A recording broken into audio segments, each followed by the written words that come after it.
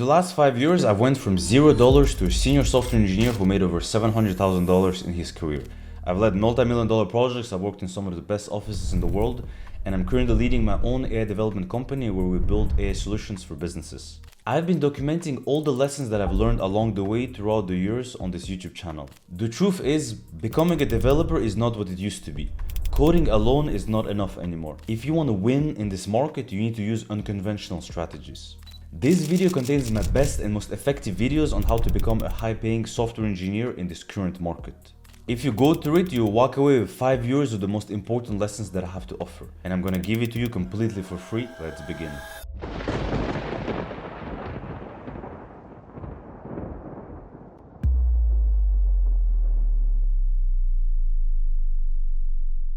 The first thing you have to understand is that job boards are dead. You will never find a job if you apply through job boards. Your chances of getting a job that way are probably below 1%. To win in this market, you need to use unconventional approaches, and this is what I will show you. I'm gonna show you how to land a tech job without competing against thousands of other developers. There are hidden opportunities right now in this market that have barely any competition and that actually pay more than the positions that you see on job boards. And today, I'm gonna show you exactly how to find them. In the last 5 years, I went from $0 to a senior software engineer who made over $700,000. I've led multi-million-dollar projects. I worked in tech startups in LA, in New York, in some of the best offices in the world. And I'm helping thousands of developers do the same with this YouTube channel. Later in this video, I'm gonna share with you my personal list of 125 companies that are currently hiring developers and that have lower competition. But before that, let me show you the 3 powerful job search strategies that most developers don't even know about. Strategy number 1, the LinkedIn URL hack. Look, I'm gonna be honest with you, I'm fully against job boards like Glassdoor, Indeed, Talents.com, etc. All of them. It's like a battlefield where everyone is competing for the same positions. It's the equivalent to just throwing your resume into a black hole. I was recently on a call with a brother who spent the last year applying to over 2,000 companies through job boards. And you know the result? Nothing. He's still searching. Imagine how many other people are doing the exact same thing. It's insane. But there is actually only one specific use case where I would still use a job board. You see, most people, they filter job boards by the past 24 hours to get recent jobs, and then they think they're ahead of the game. But what if I told you that there is a hack to see jobs that were posted just a few minutes ago, so that you can be the very first one to apply? Here's how. So you're gonna go on LinkedIn and you'll open the job board, and you'll see here, there's a bunch of different jobs, but the problem is like they all have over 100 applicants. And when LinkedIn says over 100 applicants, you have no idea if it's like 200, 500, 1,000, 2,000. It could be a lot of people. So this is not good for us. We're gonna filter by jobs posted in the past 24 hours. But 24 hours, you'll see that it's not good as well, because a lot of jobs posted in the past 24 hours still have a lot of competition. You see even this one here already, like over 100 people clicked on apply. So what happens is when you select this filter, the past 24 hours filter, there's a new query parameter that appears in your URL, and it's this one right here, F_TPR. You see the number here, 86,400. That's the number of seconds in a day. This means that you can tweak this parameter to get jobs posted way earlier. So for example, if I do this and I load, I'm gonna get jobs posted way more recently. So here, 34 minutes ago. This one, 30 minutes ago, only 2 applicants. This one, 25 minutes ago, 0 applicants. This one, 24 minutes ago, 13 minutes ago, 41 minutes ago. And that's a hack that you can use 19 minutes ago. I don't know actually how this one already has more than 100. 20 minutes ago, or maybe they refreshed it. This one 12 minutes ago, 8 applicants. So use this hack to find jobs before everyone else. Now the next strategy will surprise you. One of my students literally used it to talk to the CEO of a company directly, and he landed the job immediately. Strategy number 2, niche tech communities. Before I share my next strategy, I'm actually selecting 5 developers for the next batch of my career accelerator. We're gonna help you land an AI developer role in the next 6 months, or you get a full refund. If you wanna get a free career call with me, click the link in the description and book a slot. It's on lastcodebetter.com/accelerator. The spots get filled quickly, so don't wait. Now let me tell you about Abraham, one of my students. While everyone else was applying on job boards, he utilized what I call the sniper strategy. He joined the Discord server of Vapi. It's a low-code AI voice agent platform. You see, Abraham was interested into voice AI as a technology, and he was playing around with different tools. He joined that community and he noticed that they had a job posting channel. There, he spotted the message of a CEO looking to hire developers. He messaged him immediately, talked to the CEO, and secured a job like that. So here is what you need to do. Make a list of the tech companies that you have used in the past, maybe in projects, maybe tools that you have used, things that you have an interest in. Find all the communities for all those technologies, Discord servers, Slack channels, whatever it is, join them. If it's AI related, it's even better. So if it's AI tools, AI APIs, it's better because those technologies are very hot right now, so you're gonna get more opportunities. Monitor the job channels on those communities very attentively. And whenever you see an opportunity, be the first to respond and you're gonna get opportunities that others won't. Now I wanna share with you my favorite strategy. This is the strategy that has given the best results for my students. Strategy number 3, the hidden market approach. Instead of competing for posted jobs, for like public jobs, we're gonna target companies that are just about to start hiring. How? We're gonna target fast-growing startups that just raised money recently. And these companies are the perfect target because they have fresh money they need to spend on talent. As soon as they raise money, the next thing they need to do is they want to grow the company. They need to show to their investors that they're growing. So they're gonna hire developers. That's the number one thing. The timing is perfect. Next is they're gonna pay very good salaries from $120,000 to $200,000 because they want to attract good talent, and one good way of doing it is by providing very good salaries. Next, those companies have an interview process that is usually easier and faster compared to big tech. It's more practical, there is less lead code. And finally, you're gonna work on cutting edge technology and learn from very smart people working there. So it's gonna be a good boost for your career. To find these companies, there are multiple ways. You can set up a Google alert with your city name plus tech startup funding.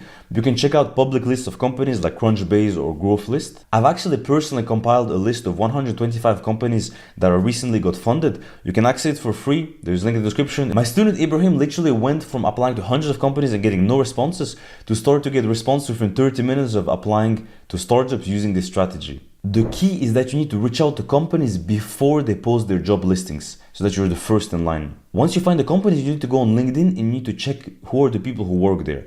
You need to reach out to key hiring decision makers. So if the company is small, you can reach out to the CEO directly, the CTO, the head of engineering. If the company is bigger, like about 50 people or so, then you reach out to engineering managers. And you need to keep improving your approach every iteration. So for example, if you reach out on LinkedIn, improve your profile picture, have like a bigger smile, improve your headline, improve your message request, improve your profile, add more projects, build in public. If you're reaching out to them by email, test different subject lines, make your messages shorter, more impactful, add a long video to feature yourself. You need to test different approaches to increase your response rates and increase your chances of getting interviews. Ideally, every batch of like 20 companies that you apply to, you try to change and improve something in your approach so that you increase your response rates and you increase the interviews that you can get.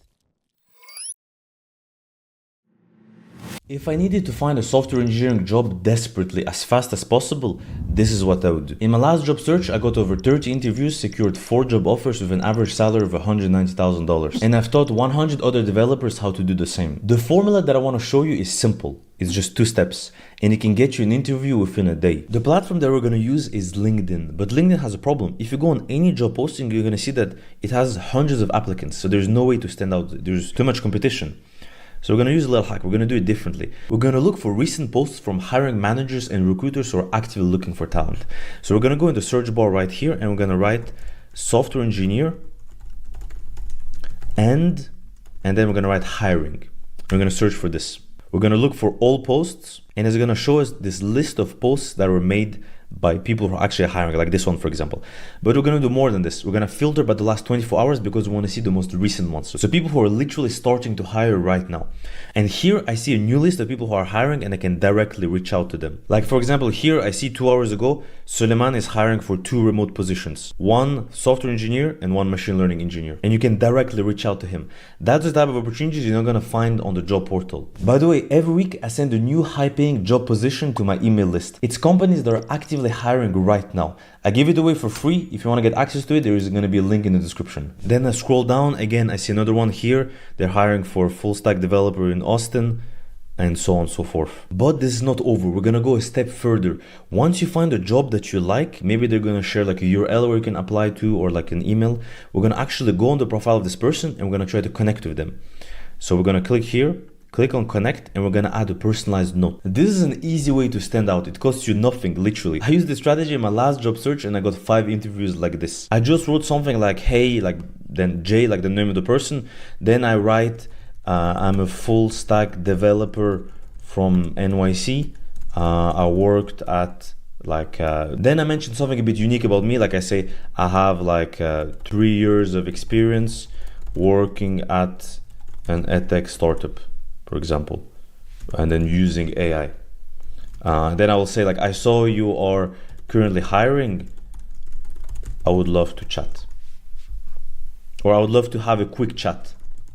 When you make it quick, people like it, because quick is just a nice keyword because people don't like to waste time. So if you say it's quick, they're gonna think, like, oh, okay, it's a quick little thing, let me accept it. And then I just click on send. Usually what I do also is that I go on the startup that is currently hiring and I'm trying to find other people who work there. So for example, if there is a CTO, if there is a hiring engineering manager, and I try to reach out to them as well. So I go on the people's tab and I just search through people inside of here. Now, I'm not gonna leave you just here. There is another bonus strategy that you can use. In general, I don't really recommend you going on the LinkedIn job portal because, like I said, it's too competitive, right? Like most jobs that you're gonna see here, like hundreds of thousands of other software engineers are also looking at the same jobs and they're all applying to them. So you don't have any competitive advantage. The competition is too high on them. However, we can use the same strategy as we use for the posts to find like the most recent posts about people who are hiring. We can use it on the job portal as well. So the job portal, it allows you to filter for the past 24 hours. But the past 24 hours is actually not good enough, because there's still thousands and thousands of jobs and thousands of people who do the same thing. And look at this job, for example. It was reposted 4 hours ago. There's already like hundreds of applicants, right? And for most of those jobs, it's the case, it's over 100 applicants. When it's over 100 applicants, it can be really a lot. It can be like hundreds and hundreds. So what we're gonna do is we're gonna search the URL and you're gonna find this special query parameter. And you see here, 86,400. That's the number of seconds in a day. So this is a parameter that you can tweak to narrow down the search. So for example, here I put 6,400. I'm gonna find jobs that are a lot more recent. And I can keep changing and updating this value to get jobs that are more and more recent. So you can even narrow it down to jobs that are posted like a few minutes ago, like this one, for example, 51 minutes ago. So this one has already less applicants. And here the advantage is that you can find jobs that were literally posted right now, and you're gonna be one of the first people to apply to those jobs. Then again, use the same strategy that I said before. You find people at those companies, you connect with them, you message them, and you try to get an interview like this. When I released this video, a lot of people who watched it, they actually commented and asked me to delete it so that more people don't know about that strategy. But guys, this is actually not even my best strategy. I consider this one to be very basic. We have much better strategies inside the Codebender Accelerator. And we recently opened 5 more spots for it. If you want to learn how you can get a job fast in this market, click the first link in the description to book a call. It's lastcodebender.com/accelerator. We'll talk with you and see if you're a good fit for the program, and we have a guarantee policy. If you don't land a job within 6 months following our roadmap, you're gonna get a full refund. Now, before we go further, there are a few things you need to understand about the tech market. I've worked in tech for over half a decade. I've survived every wave of layoffs. I managed to get promoted every year. I landed highly competitive tech jobs with amazing salaries and work-life balance. In this lesson, I'll share with you some hacks and some rules that I've used to get it. Hard truth number 1. Nobody cares about your GitHub projects. You need to approach the game differently. Your color picker 3000 won't land you a job. I'm sorry, but that's the truth. If you want to build projects that recruiters love, you need one of 3 things. Number 1, if your project has some kind of business use case, meaning that it solves some kind of problem, that's perfect. It doesn't mean that you need to build a full startup. A small project like a weekend project is fine for this. Number 2, if your project is very fun, it's a creative idea and you learn a ton of it, that helps as well.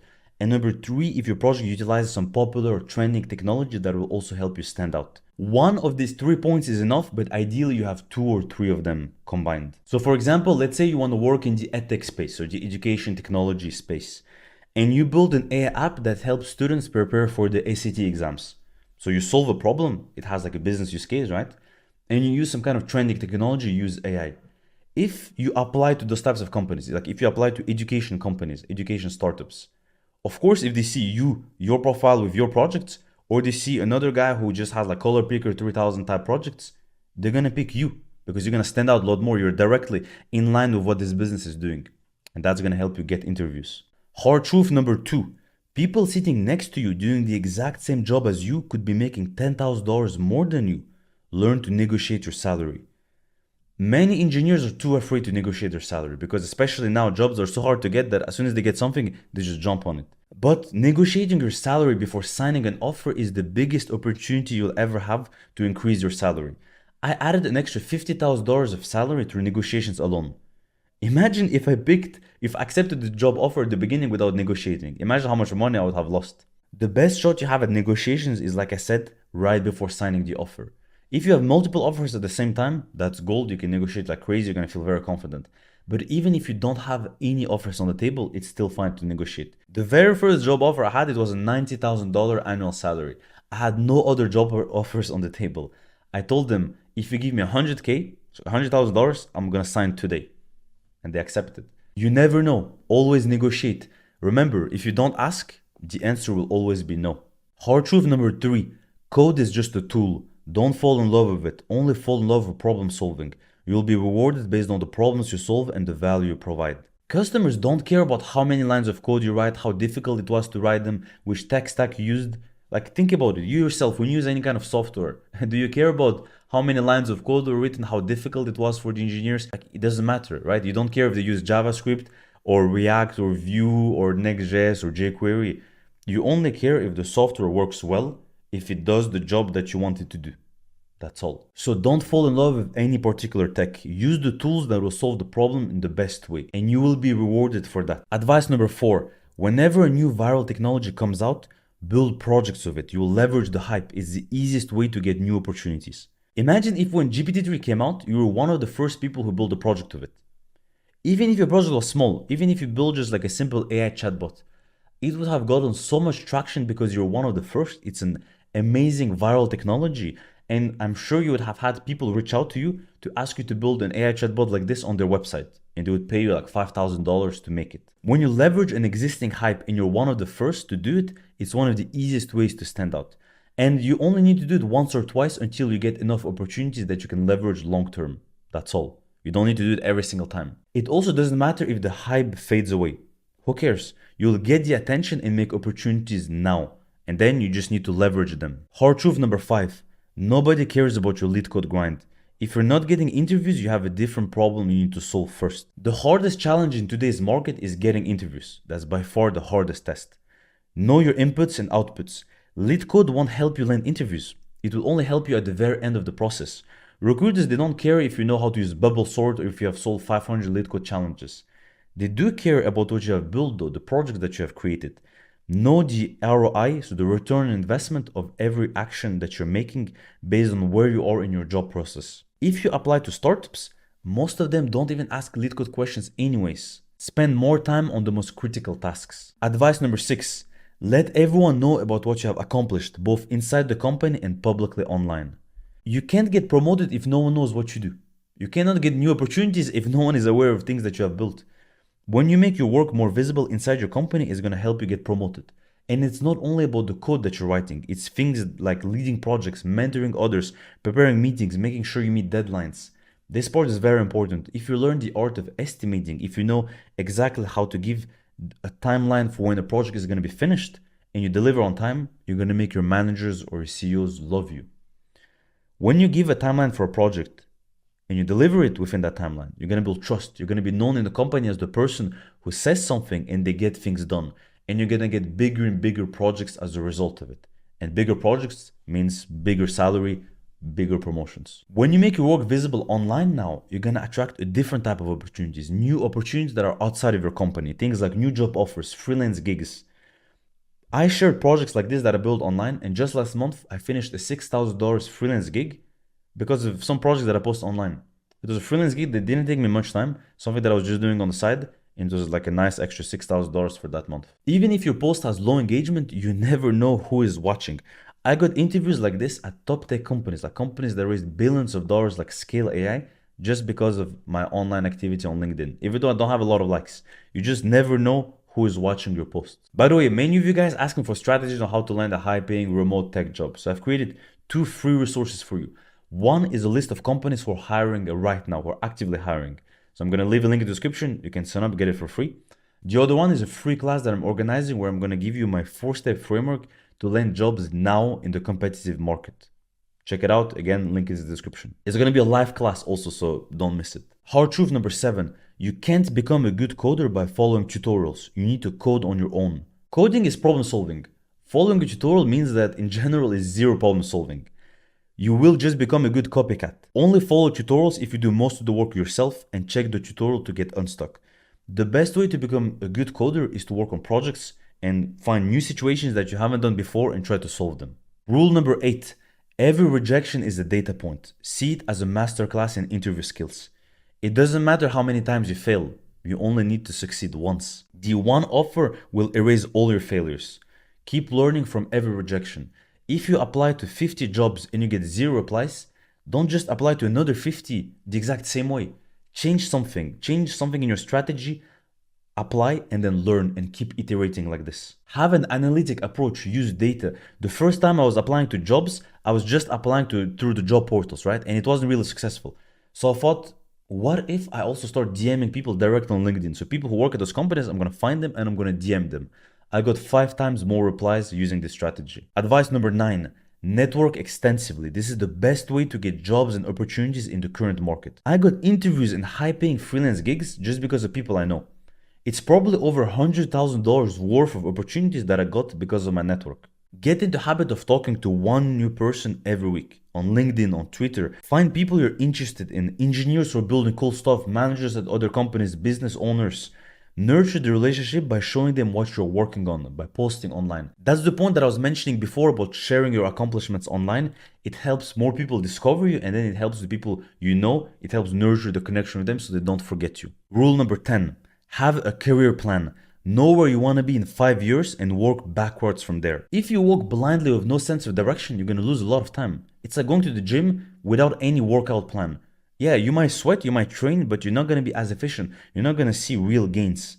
Make a plan as soon as possible. If you need help figuring out what to do, look up the Ikigai framework. This will help you figure out your overall direction. There will still be unknowns in your plan. You can't plan everything, right? You cannot control everything. That's why you need to make smart bets in your career. Choose companies and projects that have the potential for outsized returns. Think of yourself as an investor where the asset that you're investing is your time. Every company you join, you're going to dedicate at least 1-2 years, maybe more, of your life for that company. So think if it's the best return on the time that you give. Series B startups are the perfect example for that. Because it's companies that are in hyper growth mode, there is a ton that you can learn from them. You can climb the ladder, you're gonna get paid a lot, you're gonna get equity that could be worth a lot of money once the startup exits. And then you might start your own business later on with the skills that you have acquired. So it's a very good return on investment. Evaluate each opportunity you have as an investor who is about to invest part of his life. Make it count. Advice number 11. Research the company before going to interviews. If you can give them new ideas, you win. Researching a company before going to an interview is obvious, right? That's basic. But the next level here is if you can propose them new ideas during the interview. If you can do that, it shows that you're the perfect fit for them. The first job that I landed during the interviews, I literally brainstormed the CEO. And then they gave me a $100,000 offer when I was just a new grad. I had just graduated. They had people in their pipeline that had 3 to 4 years of experience, but they gave me the job. The second job that I landed, I doubled my salary and I did the exact same thing. I gave them ideas to grow their product while I was talking with the manager in the interview. Rule number 12. In each job, you either earn or you learn. Ideally both. If you get neither, move on.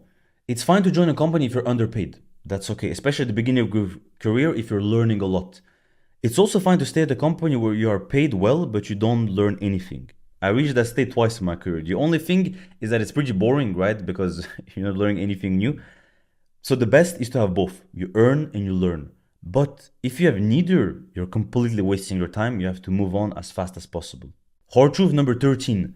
You work all day but can't get anything done because you allow too many distractions. Protect your deep work time. As developers, we work on our computer all day. And unfortunately, that's where all the distractions are. So you have to create an environment on your computer to block all the distractions. And there are 2 things that I recommend. There's 2 Chrome extensions. Number 1 is the Unhook for YouTube. It's a Chrome extension that is going to block a bunch of things on YouTube that push you to stay longer, like recommended videos, your homepage of all the videos that are available there, the feature that does it so that when you finish watching a video, it's automatically going to turn on another video. So that's one. The other Chrome extension is called Social Focus. It's going to work for all social medias like Twitter, Instagram, TikTok, etc. And you can block, again, a lot of the features that make you stay longer on the platform. You can block the comments, you can block the recommended and the suggestion profiles and reels and stuff like that. Another hack that I'm using is that I put my phone on black and white mode. It's a trick that I discovered. There's some studies that show that when you put your phone on black and white, when the colors disappear, it's much easier to not stay long on your phone because the phone is just not that attractive once there's no colors on it. And then I went a step further and did the same thing on my computer on the social media websites. So I did that on Instagram and on Twitter. I downloaded an extension called Grayscale the Web, and now my Instagram and Twitter are both in black and white. I spend much less time on them. All those things, they keep you away from your goals.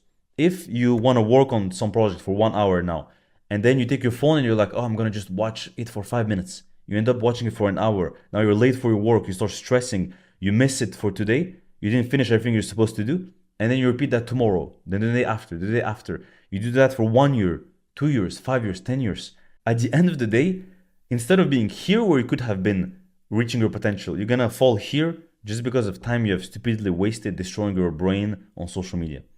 So protect your attention. Advice number 14, use your company's resources to its full extent. It's free money that they're giving you. Personal development budgets, referral policies, mentorship programs. Most companies give you a budget for personal development. My previous company offered close to $4,000 that I could use on personal development, online classes, workshops, attend conferences, cover the cost of hotels, flight tickets. Most people in the company, they use nearly zero of that budget, and that's true for the majority of engineers. They get free money, then they don't use it, they get lazy to even use it. Don't be one of them. Make sure to max out your usage. It's literally money they give you to grow and become better and learn more things. Companies also pay a lot of money to their employees if they can refer developers to them. They can pay from $5,000 to $10,000 ranges if you can bring another developer in the company.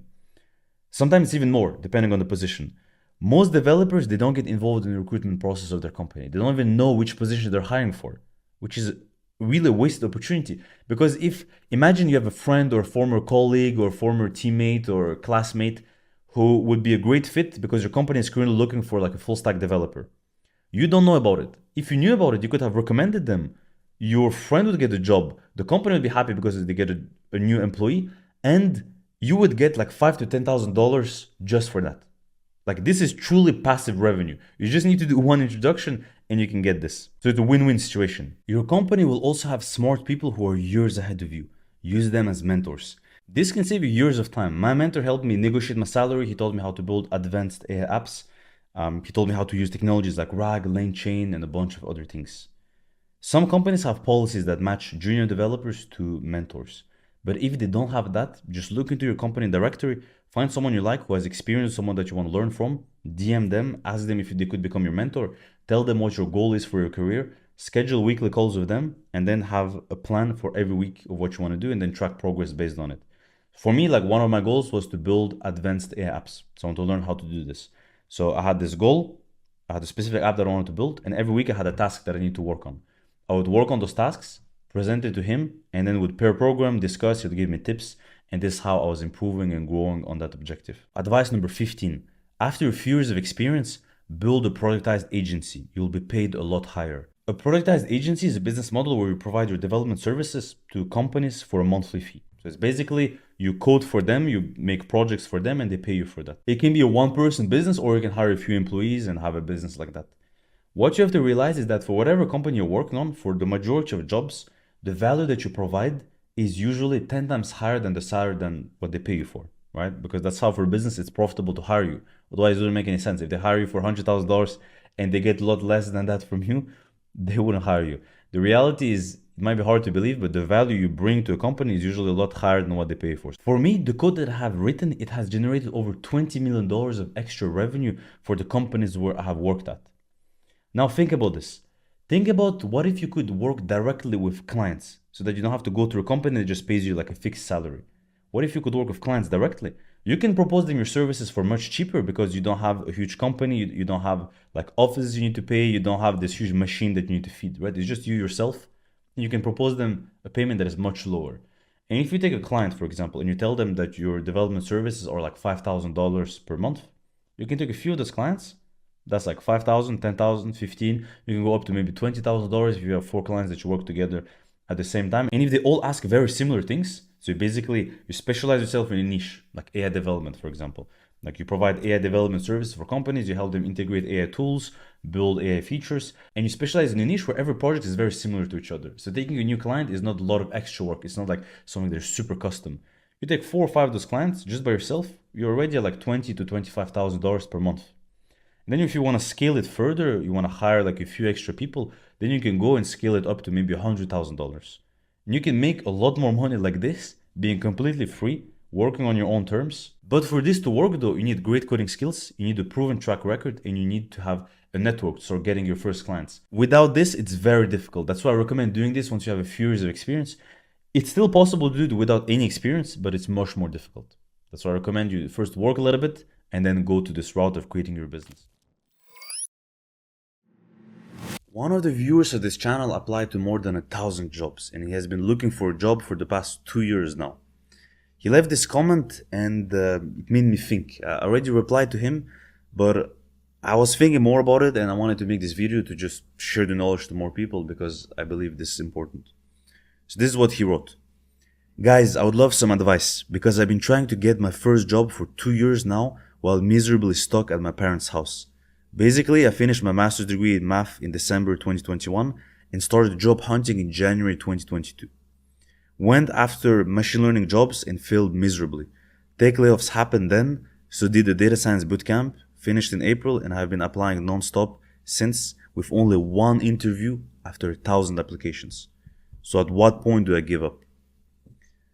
And then a little bit later, he also left this other comment where he also said that he applied to more than 1,000 jobs, and then basically he's explaining the strategy that he's going more after like startups now, and he believes there's more potential there. Because I was making a video about that. The thing is, this is a very sad story, but unfortunately it's the reality where more and more people get in those types of numbers of applications because getting a job is extremely difficult. The market, as you know, extremely competitive. The bar has been risen higher. So naturally it means that if before maybe you could get away with applying to like 50 jobs and then you get like a few offers, now you need to be in the hundreds to get at least one offer, right? So the market is different. However, there is a strategy that you need to use that is smart because you cannot just keep applying to more and more jobs, especially if you're not going to get any interviews. If like after more than 1,000 applications, you only get one interview. This means that the strategy is wrong. The approach that you're using is not effective enough. Because otherwise you could apply to even 10,000 jobs and still get only one interview or 2-3 interviews. Like where's the limit then? 10,000, 100,000? Like some people, if they could, they would apply to more tech jobs than there are atoms in the universe. It's going to be in the hundreds of thousands. What you want to do is find a balance between quantity and quality. What I mean by that is actually, I would apply to a baseline of 100 jobs. So 100 jobs is the minimum. Now, given the state of the market for the majority of people, unless you have a lot of experience, applying to 100 jobs is going to be like the baseline, is what everyone does. You can go a little further than this, but 100 is like the minimum. However, after that, you need to optimize the quality. So you need to optimize how can you stand out? How can you make those applications count? Those 100 applications, how can you get at least one interview out of 100? At least one. And to make that happen, my strategy is in parallel to applying to those jobs, you want to do two things. Number one, you want to be active on LinkedIn. You want to be posting the things that you learn, the things that you're working on. There is a reason for this. The reason is that as you post things on LinkedIn, as your network sees it and they like it, it's going to show up in other people's feed.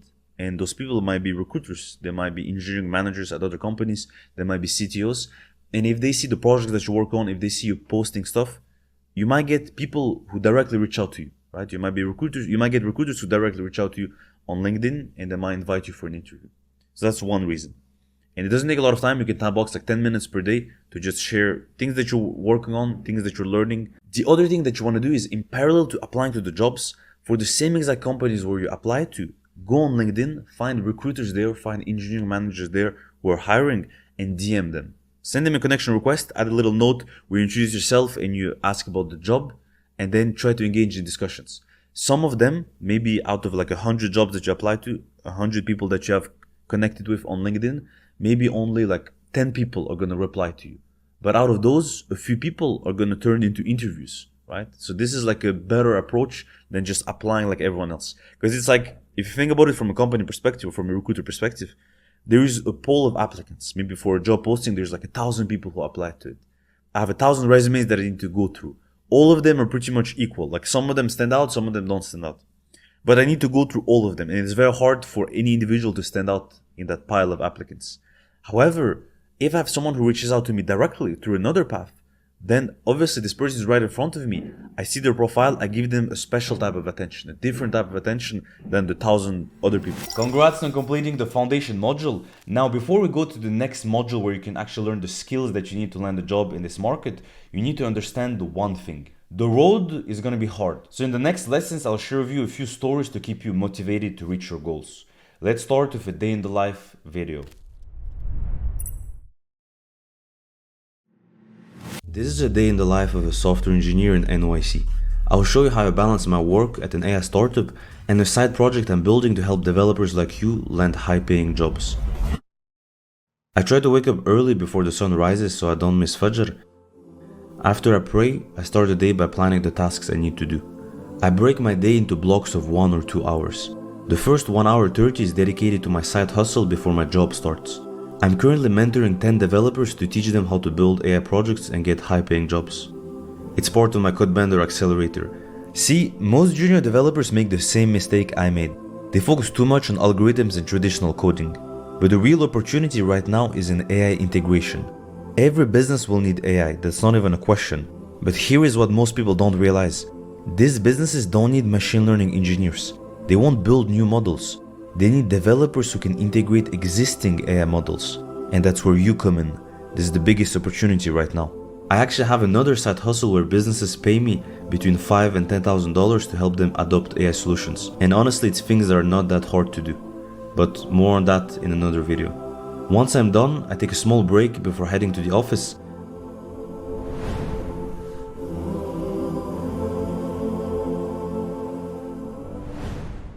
Time to go.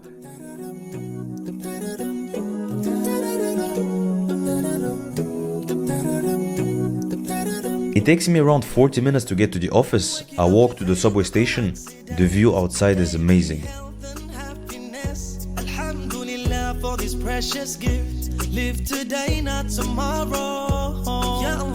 My neighborhood is super quiet, clean streets, and you have a full view on Manhattan skyline.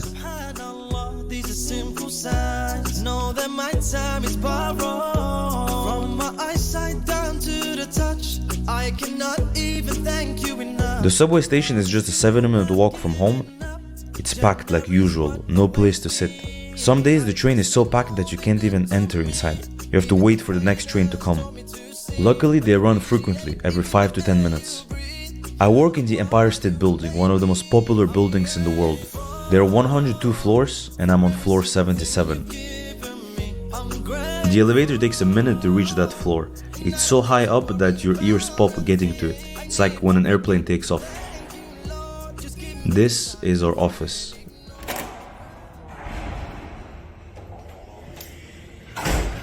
We have a view on the full city. It's surreal.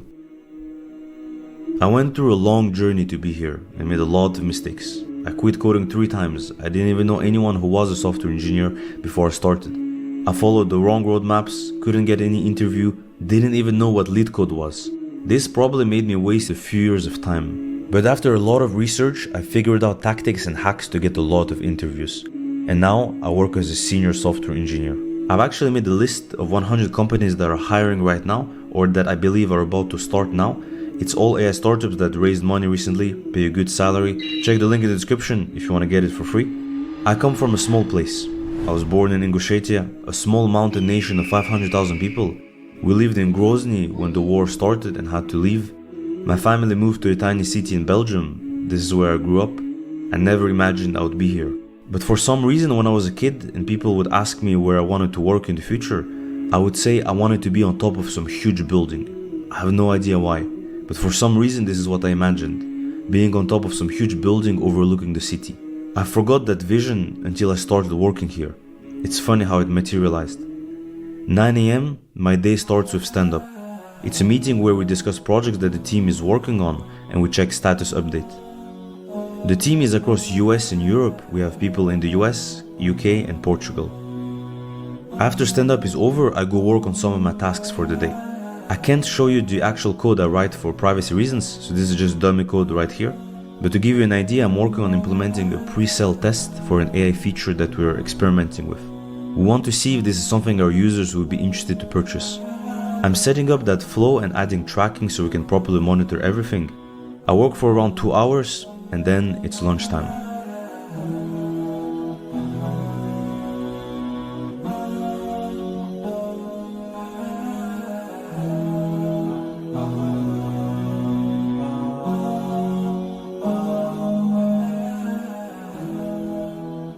I'm going to meet a friend outside. You might actually know him. He's an engineer at Google and he also has a large YouTube channel.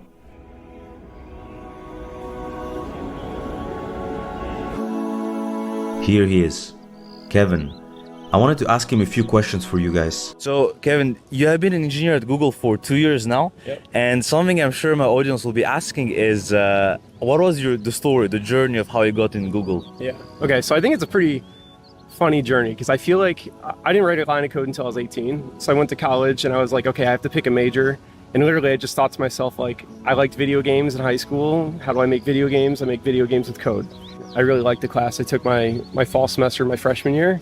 And so I just kind of stuck with it and I've always liked it since then, but it's been really hard for me. So like for me, coding was never something that came naturally. I had to work a lot. I didn't really have tons of internships throughout college. Actually, I did like a Google Summer of Code internship going into my senior year, I think. And so I worked with like the Linux Foundation, did some stuff with them. And then I worked at smaller startups like coming out of college. And so getting a job was really hard for me too, which is like one of the reasons why I started my channel. I always wanted to work at larger companies because I felt like that was where I was really going to get trained. And so I tried to move to bigger and bigger companies and eventually I did. Back in the office, I continue work where I left off. There are a few PRs to review, that's the routine. And like, how often were you changing companies? I changed, I think, close to every year and a half. It kind of depended on which company I was at and how I liked it. But for me, I never minded changing companies. I think selfishly, I'm like, it's your life. You have to do what makes you happy. You should try and be as happy as possible every day. And if that's... And it's kind of standard, right, in the industry, like 1 year and a half? I think so. To yeah. change. And again, to me, at the end of the day, it really just comes down to like, if I'm not enjoying what I'm doing or I'm not as happy as I can be, I'd rather move somewhere else. And I feel like every time it has a no problem. That's the moment where you have the highest leverage to negotiate salary, right? Yeah. Like when you move to a different job. Because within a company, it's difficult to negotiate. Yeah. Like you get your raise, but beyond that, it's You're kind of banded. Yeah, like exactly. How well. Man, I've heard stories, people double their salaries. Oh yeah. When they switch. So. I've definitely had similar things like that when I moved between companies. And I don't know, I think again, to me, it's the larger outlook where I'm like, if I'm not enjoying this, or I think there's something that I'll enjoy more, I'd rather move towards that. Awesome, man. Yeah. I appreciate that a lot. Thank you. Our team from Europe is off in the afternoon, so it's calmer. I make my focused work now. I like to work in 2-hour chunks. I take a small prayer break and then back to work. I'm in the growth engineering team. Our goal is essentially to help our company make more money. So we run A/B tests, experiments, promos, we look for ways to get more users, work very closely with the marketing team. It's a pretty cool job. Not many people know about growth engineering, but if you're into that stuff, I highly recommend. Companies love engineers who have some business or marketing intuition.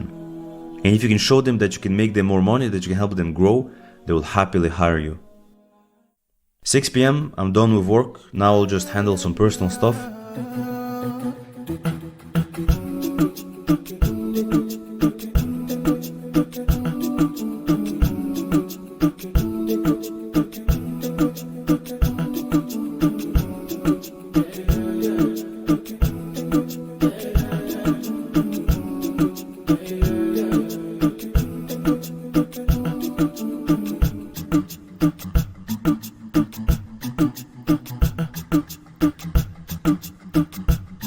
One last look through the window. After I released this video, a lot of people wrote to me and told me how inspired they were. That's really cool to see. The reason why I made this video is I just want to show you what's possible to achieve. I want you to aim high. You're not going to get there in day one, but eventually as you make progress, you're going to get closer to that goal. And you might even go higher than this actually. You might even surpass it. Trying to get a job in tech feels like trying to get a nuclear launch codes. It feels impossible right now. You probably applied to 100 jobs and you're still searching. I know people who applied to more than 1,000 jobs and still no success. The era of learning to code in 3 months and getting a 6-figure job is over, if it even existed in the first place. There was a very narrow window of time in history where tech companies had a very huge demand for software engineers, and there was not enough engineers to supply that demand. So it was naturally a very thriving market for new developers joining. Now, though, it's different. And if you think about it, it actually makes a lot of sense. Tech and like software engineering is a very desired career. You have a very good salary, you work on interesting problems. It has like a good status in society because you solve those problems. You have good work-life balance. When you go to the office, like offices are very interesting and cool. You work with smart people. So that as a career was always interesting for society as a whole, for people. The thing that was stopping people though was the fact that it's a difficult career to reach, right? It's difficult to become a software engineer. It's very technical. You need to learn a lot of things. A lot of people thought like, I'm not good in math, sciences, I can never become a software engineer. So for that reason, the past few years, the past decade, there has been a huge amount of propaganda through social media, through movies, through shows, through like content creators like showing things, through even governments getting involved, creating organizations and agencies to just promote tech, democratize it, make it easier to become a software engineer. And naturally, if you do that for a long enough period of time, you're gonna get a lot of people who join this industry, a lot of people who start learning. And then after a few years, all those people, they're gonna graduate, right, from college or from their boot camp or their program, or even like online, like self-taught developers. And this means that after a decade of time, what you're gonna see is a market that was blooming and where like there was a lot more offers than there was a lot more demand, sorry, than there are engineers coming in. Now the model has completely flipped, right? Like the market is completely different because there's a huge amount of engineers who are qualified and are ready and are inside of the market, but the jobs, they haven't doubled as a consequence, right? Like more jobs have increased progressively, but it's not, the proportions are not equal. What does that tell you? Does that mean that that's it, it's over, you need to quit, you cannot become a software engineer, software engineering is dead? No, obviously not. That's just like the flash headlines that some influencers or like media outlets, they like to use. The reality is, if you don't think emotionally, you guys are code benders, right? So we always think rationally with our mind. And what you realize is that what has happened to the market is simply that the bar has been raised higher. That's all. So it's the same as what has happened to a lot of other industries where just over time the bar is being raised higher because there's more people entering it. So does that mean that tech is dead? There's no point in becoming a software engineer. It's all over? No, obviously not. That's just like the flashy headlines that some creators like to use or some media outlets. But for us as code benders, we don't think emotionally. We think rationally. We analyze the situation and we think with our brain. The only thing that this means is that the bar has been raised higher.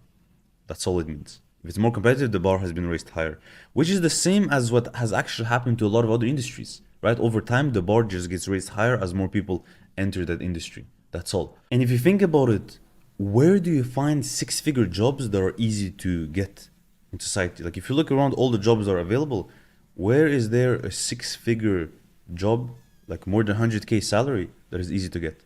If you want to become a lawyer, that's very hard. It's super competitive as well. You need to do long studies and then it's just overall very difficult. Becoming a doctor, same thing. Super long studies, extremely competitive and difficult to get it. So software engineering is still a very good avenue, especially if you compare it to the two other ones I mentioned. I believe that software engineering is a faster path to the 100K mark. But the question that you might be asking now is, since the market is so competitive, how can I still win? How can I still get that job? Well, the key in any competitive market is always figuring out the path to stand out. It's always that.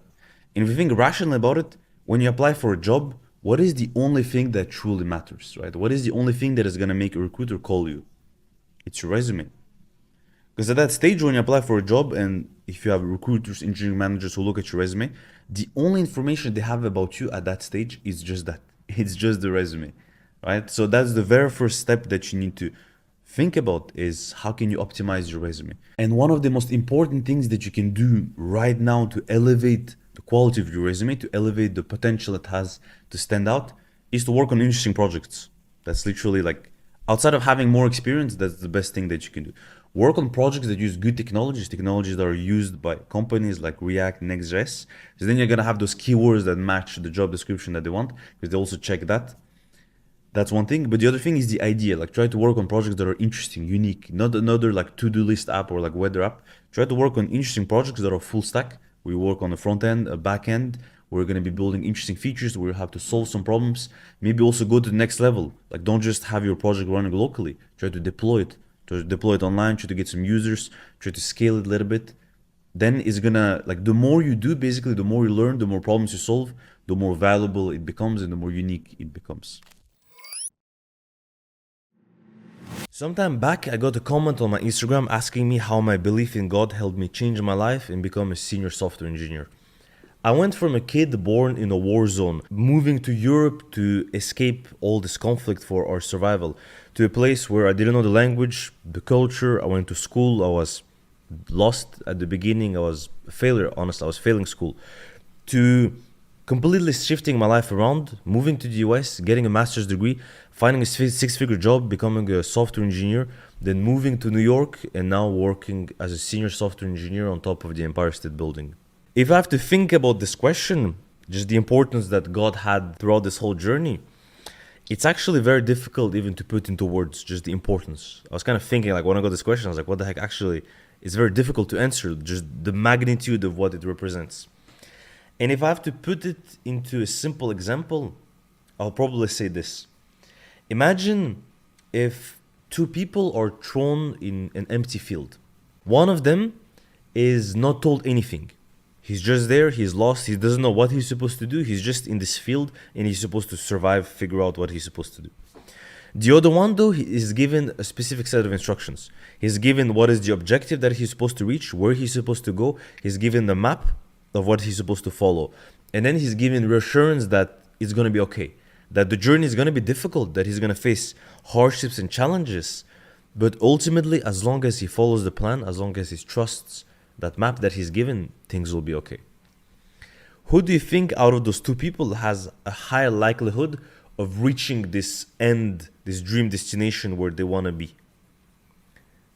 That's basically the same way as I compare myself having my belief in God, having my religion, and me not having it. And it's kind of difficult maybe for some of you guys to understand it, because when you haven't experienced something, when you haven't tasted something, you don't know what it is to have it, right? It's kind of like this example with the guy who is in that empty field and he doesn't have a map. Well, he doesn't know what he's missing out. For him, the reality of life is just the reality that he's experiencing. He doesn't know what it's like to have the map. He doesn't know this entire different human experience that exists.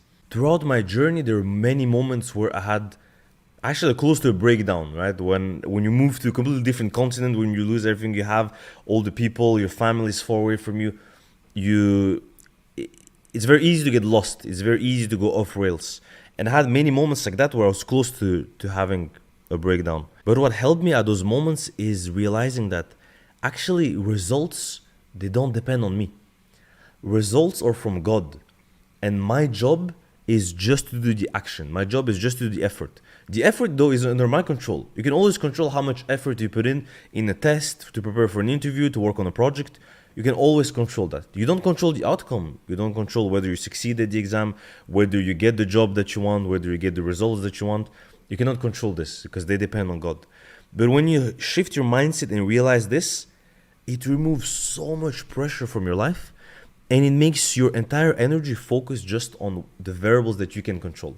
To me, to come back to the main question of the video, this is the answer. This is what the belief in God gives me to my life throughout this journey. This is what it has brought me. It brought me the sense of clarity and the sense of peace. Now I want to walk you through my last 7 years building AI projects so you can see where I started and how the journey evolved. I want to walk you through my last 7 years building over 15 AI apps. From the first project that I hacked together in college long before ChatGPT was a thing, to the project that I build now as a senior software engineer. It all started in 2018. Elon Musk left the board of a small company called OpenAI. It was also the year that I started getting into coding. Google had just released a massive announcement for XX AI. It's a voice AI that can make phone calls for you and book appointments. Sure, give me 1 second. I was mind blown by where the technology was going, but at the time I was still studying electrical engineering. I had just moved from Belgium to the US on a scholarship to do a master's degree, but I hated my studies. It was so boring. And while I was there, I had this idea to build a startup and make $1 million in 2 years. My plan was, since my master's degree will take around 2 years to complete, if I can build a startup now and then sell it by the time I'm done with my master's degree, I will graduate from college as a millionaire. This is really what got me into coding. I was never really passionate by coding, but having an exciting goal that I thought I could reach and using code as a tool to get there, this is what changed everything for me. My startup idea was to create an AI gifting app that can recommend you gift ideas for your friends and family. So essentially, you open the app, answer a few questions about the person you want to offer a gift to, and then you're going to see a bunch of recommendations of gifts. When you click on it, it's going to open Amazon links. And every time someone purchases a gift through the app, I would get a small commission on that. At the time, I was completely new to coding web apps and to AI in general, so I started doing research about how Netflix recommends movies using their recommendation algorithm. And that's when I discovered collaborative filtering, and I wanted to implement that for gift recommendations. 2019, this year, I was finishing my master's degree. OpenAI had also just released GPT-2, a model that showcased impressive text generation abilities. But it was also raising some concerns about misuse, and the company also switched from being a non-profit company to become a for-profit. At the time though, I completely missed all the news around OpenAI. I was busy building the MVP of my startup idea and trying to market it, but with no luck. I realized that I'm not a good marketer and I don't know how to sell this thing. In time I was running out, cash was low, I was about to graduate, and I got an offer from an edtech startup based in LA. They had a cool team. It was a new company that was just starting up. They received funding and they wanted to build an AI tutor for high schoolers. I liked the idea a lot, I liked the team, and so I joined them. 2020 hit, and so did COVID. It completely changed the market, and the startup where I was working at had to pivot, which postponed our AI plans. So by that time, I still hadn't done really much AI work. I started reading the book AI Superpowers by Kai-Fu Lee. This book blew my mind.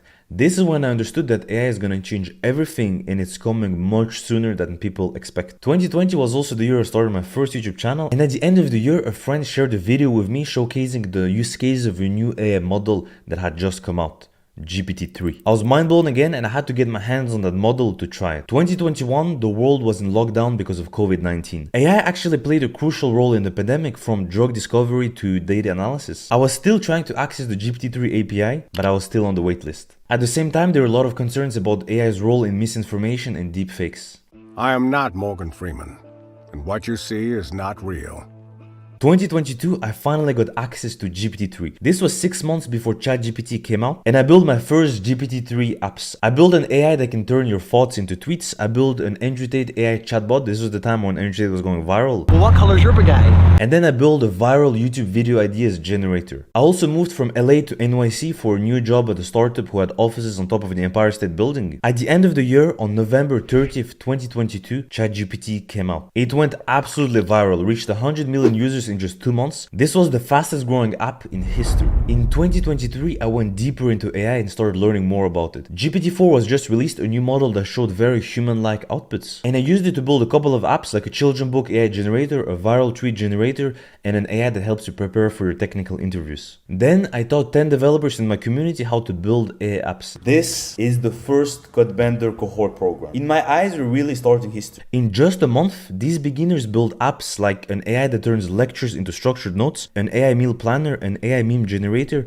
and a ChatGPT clone that is voice controlled. It was such a good experience that a few months later we were back with another cohort. These guys were complete beginners. They had never built an AI app before, and most of them had very basic coding experience. And in just a month, they learned the skills they needed, and they built apps like Wall Street Bets GPT, where you can ask financial questions, and an AI QR code generator that can create artistic QR codes for any URL that you provide. That year felt like 10 years in AI development. Every single company was adding AI as part of the roadmap. We had one big AI news every single week. AI agents, AutoGPT, Midjourney releasing an insane text-to-image improvement model, 11 Labs releasing a human-like text-to-voice AI, and much more. 2024, the AI industry explodes. Nvidia's stock goes through the roof. There is a war to get access to the GPUs because of shortage and because every single company wants to get access to AI. New competitors to OpenAI are starting to catch up with their models like Anthropic, Google, Meta, Mistral, and others. OpenAI gave us a preview of Sora, an insane text-to-video model. I also built over 10 AI apps, and the year is not over yet, we're just in the middle of the year. I built apps like a chat with PDF, chat with site, an AI to visualize concepts, a resume reviewer, and 6 other projects. In my opinion, building AI apps is the best way to stand out as a developer these days and get opportunities. I also launched the AI Codebender Bootcamp, which is an improved version of the cohorts that I did in the past. It has over 90 students, and this one you can take it anytime you want. It's going to teach you how to build a bunch of AI projects and how to get high-paying jobs in the tech market. And I started an AI agency to help companies adopt AI solutions. I'll tell you more on that one later because there's a few interesting things that I discovered. Congrats, you have completed the 2 foundation modules. Now it's time to go to the next step, learn the skills to land a 6-figure tech job. In the next lessons, I'm gonna give you a complete roadmap of the exact skills that you need to learn in order.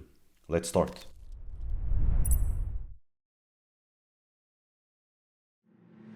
I'm currently working on top of the Empire State Building as a senior software engineer. I've been an engineer for the past 4 years. In this video, I'm gonna give you a very clear, laser-focused, no BS roadmap to become a full-stack developer in the era of AI. And I've also created a master Notion template with all those steps so that you can use that as a guide in your journey. You can download it through my newsletter, link is below. The first thing that you will need is the very basic foundation of how websites are rendered. It's HTML and CSS. You can think about HTML as a skeleton of a body and CSS as the skin and the clothes and the hair, basically the overall look. HTML is really the basic structure of a web page. So if I were to build a page with purely HTML, it would look something like this. So you see it's just like text, titles, images, and links, and that's it. CSS is what adds styles to your page. So if we took the previous web page that we had and we add a layer of CSS on it, it would look like this. So you see it's like the colors, the positioning, the animations, the overall look of the website. Those 2 languages are quite easy to learn. Actually, there's not much complexity in it. It's mostly like descriptive languages. Some people even argue whether it's real programming languages or not, because basically you're just describing the page that you want in a specific syntax that you need to learn. One good resource that I recommend to learn is Codecademy. What I like about them is that it's very interactive. As you're learning through different concepts, you're directly applying them. You directly code inside of your browser. It's super interactive. And you'll see that it's a resource that I keep recommending across different chapters of this video, but because it's a good one. Once you have learned the foundation of HTML and CSS, I would recommend you to build a little project. You can build a portfolio website for yourself, try to make it a little interesting, try to make it funny, but don't spend too much time on it. Legit, maybe 1 or 2 days is enough. The nice thing about a personal website though is that it's going to give you an advantage when searching for a job. It's going to make you stand out, and also it's something that you can reuse for the rest of your life. Now, to make one thing clear, to build a personal website using HTML and CSS is just for learning purposes. I would never build a professional looking website using that. That's just dumb. You're going to waste a lot of time fixing some annoying CSS bugs that you won't even need on the job most of the time. Now we're moving to the next step of our roadmap. It's where you will learn your first programming language, JavaScript. If you're creating a character and HTML is like the skeleton and CSS is like the skin and the clothes, then JavaScript is the muscles and the nerves. It's what makes the body move, what it makes it react and interact with others. JavaScript is the most popular language on planet Earth right now. It's extremely powerful. It has a very wide ecosystem of tools and frameworks and libraries. It's super versatile. You can use it on the front end, you can use it on the back end, on web and on mobile. You can handle complex tasks. It's a very, very powerful language, and it's the best language in my opinion for beginners to learn. In terms of resources, Codecademy has an excellent introductory course to JavaScript. That's the one that I recommend you do. After that, I want you to build a project. You can build a little game, for example, like a Pong game. In terms of time, it's gonna take you from a few weeks to a month. It depends on your level, on prior experience, and your affinity with that language. But yeah, I would say like a month. In terms of time it takes to learn, obviously it depends on how much time you're willing to put in every week. It depends on your prior experience, your affinity with the language. I would say on average it takes from a few weeks to a month to be able to learn it. JavaScript is powerful, but by itself, it's actually not that powerful. It's truly powerful because of its ecosystem. And one of the most important libraries you need to learn is React. If we take the previous example where HTML is the skeleton and then CSS is the skin and JavaScript is like the muscles and the nerves, React is like an exoskeleton. It allows you to empower all the moves that you're doing, and it allows you to do things that will be extremely difficult without it. But in programming words, what it allows you to do is to create a single page application. So it's applications that have building blocks called components that are reused across the full app. You have a dynamic state, you have pages, it's super interactive. It's a very dynamic application. It will really help you improve your speed and productivity. Again, for the resource, Codecademy is an extremely good one, but I would also recommend you reading the official React docs. It's pretty well written and it's a resource that you're going to use just throughout your journey. In terms of projects, I've actually left a lot of projects on the Notion guide, but one thing that you can do is you can build a chatbot, you can build a startup idea generator, you can build a gift idea generator, and a lot more ideas you can just check out on the doc. And for the time that you need to learn it, I would say if you have mastered JavaScript, you took the time to learn it, you did like the Code Academy course, I think a week or 2 weeks will be enough to learn JavaScript and start working on your first projects. Step 4, learn how the internet works. And you might be asking like, wait, I know how the internet works. I use it every day to go on TikTok. Bro, this is not what I mean. I mean truly learning how internet works. And what I mean by that is when you open a web page, what happens behind the scenes? What is HTTP? What is DNS? What is SSL? What are all of those terms and concepts? And if you have no idea what that means, it's alright. I'm gonna explain you in very simple terms. You can think about the internet as a mailing system, where the IP is your home address, the DNS is like that friendly postman who knows where everyone lives. HTTP is the standard delivery protocol. HTTPS is just a secured version of that delivery protocol. CORS is the regulations that determine who can send packages. And SSL is like the seal that ensures that no one else reads your mail. That's it. Again, I've linked a few videos in the Notion guide so you can familiar with it, but one resource that I will recommend you is to check the Mozilla web docs. It's very complete, it has a lot of information about all those concepts that I mentioned. In terms of time, it won't take long to learn, maybe like a day or two, because you don't want to go too deep into it, you just want to learn the concepts, just read about it, and then you know what it is. Step 5, understand the command line. If you want to become a full stack developer, you have to master your terminal. It's a super powerful tool. It's like a Swiss Army knife. You can run apps, you can install dependencies, you can debug, you can edit files, you can do so many things. If you go really far in it, you could legit not even need to use your mouse anymore. You can do everything in your keyboard, run any commands that you need. But you don't need to go that advanced, just learning the basics is enough. For the resource, just use Code Academy. Man, at this stage, they should sponsor this video, like I gave them all this free marketing. But the reality is that it's a lot easier to just use one resource for your full journey, and especially a good one like this one that is super interactive. Just makes things a lot easier. Once you have learned those basic commands, go on cmdchallenge.com. It's like a little game that will allow you to practice those commands that you learned. And in terms of time to dedicate to this, I would say just a few days. Maybe 2-3 days is enough to learn the basic commands. And then as you go, you're gonna keep learning new things. Next step is a super important one. It's Git and GitHub. Git is a system that allows you to track changes in your files, to collaborate together with other engineers, to see previous versions of your file, to roll back, and a ton of different functionalities that it has.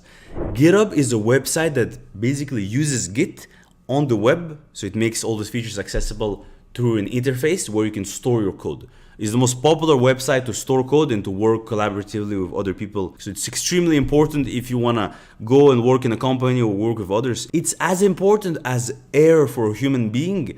Git and GitHub is the equivalent for a developer. I remember, man, what I used to do in the past before I knew Git and GitHub, if there was like an assignment or something, like a group assignment, and I had to share some code, I would share it on Google Drive. And it was so messy, man. Like we were 4 different guys working on a project together. We would all share our code on Google Drive. We would all have to compile the code together, somehow sit next to each other, say like, oh, I changed this code, this line, and then I did a change in this line. And it would be such a mess. It would spend hours and hours just trying to merge code together. GitHub makes it extremely easy. You can very easily see changes and merge code together. It's specifically meant for that. For the resource to learn it, Code Academy, you already know that. For the project, literally take the apps that you build in the previous steps and push them to GitHub. That's the best thing you can do to learn. In terms of time, I would spend just a few days to learn those basics, because you have to understand, Git is something you're going to be using every day. So you'll have plenty of time to practice more. It's enough for the step to just get the basic foundations and then you move to the next step. Step 7, learn backend development. People throw around a lot of languages like Python, Ruby, PHP, C++, Java. Forget about all of them and focus only on Node.js. If HTML is the skeleton, CSS is the skin, JavaScript are the muscles, React is the exoskeleton, then Node.js is the brain. It's what handles all the complex logic of your app. And it's hidden. You cannot see the brain. It's in the backend. Node.js is a backend JavaScript runtime environment that allows you to run JavaScript on the server, which normally you cannot do, right? Because JavaScript can only be run on the browser, but Node.js allows you to do it on the server. The advantage is that you don't need to learn a new language. It's all JavaScript, which means that everything you learn in JavaScript, you can still apply to Node.js. And it's super popular. A lot of companies use it. In my opinion, it's the go-to if you want to learn full stack development. For the resource, you're going to do the Node.js course on Codecademy.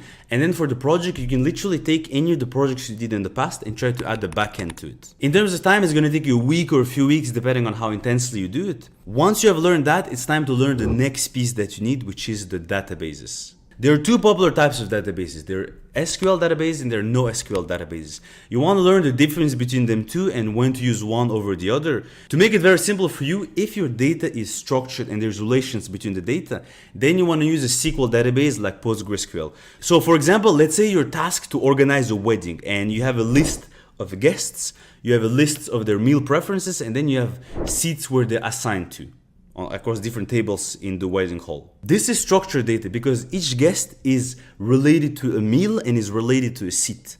So that's why you want to use SQL for this. Now, on the other hand, if you want to plan a surprise party for your best friend, you don't know exactly which are the guests that are going to come and you don't know what they will bring. So you have uncertainty. And because of that reason, it's best to use NoSQL, a database like MongoDB, for example. And the advantage of a structure like that is that it's going to be a lot more flexible for the future as you scale and handle like more uncertainty. Learning both of those databases is going to take some time. I usually recommend learning only one, and I recommend the first one, PostgreSQL. Because it's very powerful. A lot of tech companies use it. That's what I use too also at my company. For the resource, you're going to do the Codecademy PostgreSQL course. For the project, it's very interesting now because you know front end, back end, and you just learned about databases, so you can do full stack projects, which means that you can add those back end functionalities to whatever app that you have built before. You can add a user authentication, sign in, create user profiles, store their data, save their preferences, and a lot of those things. This is going to be very exciting for you. In terms of time, again, dedicate a week or a little bit more depending on how involved you are. And now we're moving to the most exciting step in my mind. It's step 9, AI integration. This is a step that most likely all the other roadmaps that you're looking at, they don't have it because it's so new and you cannot not learn this. Bro, it's like refusing to become a Super Saiyan when you could become one. Doesn't make any sense. You have to learn different AI APIs like OpenAI, that's the creators of ChatGPT, they're the most famous ones. I would start with them and I would learn prompt engineering. This is also super important, know how to prompt properly. The main resource for this, in my opinion, is the OpenAI documentation because since it's so new, there aren't many very good courses that have been built on this. And right now, the OpenAI documentation is where you'll find the bulk of the information. So that's where I would recommend you checking first. But there is still one course that I was able to find and it has step-by-step instructions on how to build an AI application. I've linked it in the Notion guide so you can check that one out. As a project, now it's very interesting because you can build so many different projects. You can build a speech-to-code converter where you literally imagine an app where you say to the app, I want you to build a portfolio website for me, for example. And then the app, the same way as if you ask that to ChatGPT, is going to write the full code for you. It will transcribe your voice and turn it into the full code for the website you want. That's one project idea. Another idea is that you can build an Elon Musk chatbot. So it's a chatbot that has the personality of Elon Musk and you can interact with him. Then you can build a gift idea recommender. So you input the personality of the person you want to offer a gift to. It's going to suggest you a full list of personalized gifts for that person. And in terms of time to invest into this step, I would say after a few days or a week, you're going to be able to build the applications. But bro, spend as much time as you need and as much time as you can to learn those things. There's no limit there. This is the only step where I say no limit. Invest as much time as you can. And after that, you can continue your journey. The codebender never stops learning. He never becomes obsolete because he's always on top of things. You can learn TypeScript, you can learn SCSS, you can learn Docker. There's a lot of different things that you can do. Obviously, AI, you're going to keep learning that because bro, right now there is a huge opportunity in the market through AI. Once you have gone through the steps in this video, you have an enormous potential to make a substantial amount of money and to change your life. Bro, don't let this opportunity slip.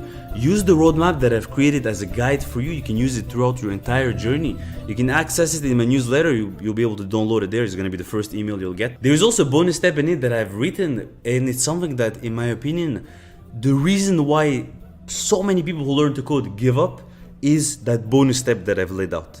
So I really recommend you check it out. It's something that most people don't do, so please do it.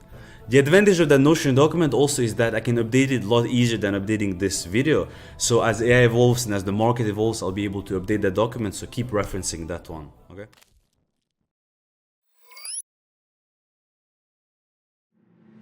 If I had to start over now as a developer, I wouldn't waste time on traditional bootcamps or CS degrees. There's a faster way. And I know it because over the past 5 years, I've went from being an absolute beginner to a senior software engineer, from making $0 to over $700,000 in my career. I've led multi-million-dollar projects while working in some of the best offices in the world. And now I'm helping thousands of developers do the exact same with this YouTube channel. Every single day there is a new AI tech or model that is dropping. And you're sitting there thinking, what am I supposed to learn? I get it. I see your comments. And after helping a lot of my students become code benders, I realized something.